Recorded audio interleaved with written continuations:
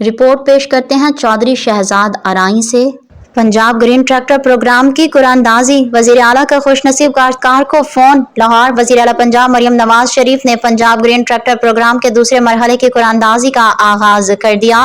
قراردادی میں پہلا ٹریکٹر تحصیل اٹک کے راجہ رفعت عباس، دوسرا نصرت پروین اور تیسرا میاں نصیر کا نکلا۔ وزیر اعلیٰ پنجاب مریم نواز شریف نے گرین ٹریکٹر اسکیم فیز 2 کی قراردادی میں کامیاب کاشتکاروں کو مبارکباد دی۔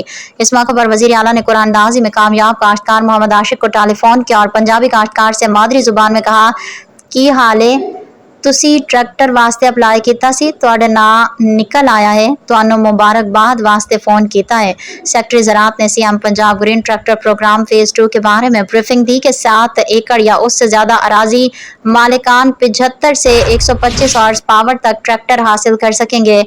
ہائی پاور ٹریکٹر کے لیے حکومت پنجاب 10 لاکھ روپے سبسڈی دے گی۔ C M Punjab green tractor scheme phase 2 کے تحت 20,000 ٹریکٹر پر سبسڈی دی جائے گی۔ ہائی پاور ٹریکٹر اسکیم کے تحت 9,500 ٹریکٹر اور میڈیم پاور اسکیم کے تحت 10,000 ٹریکٹرز دیے جائیں گے۔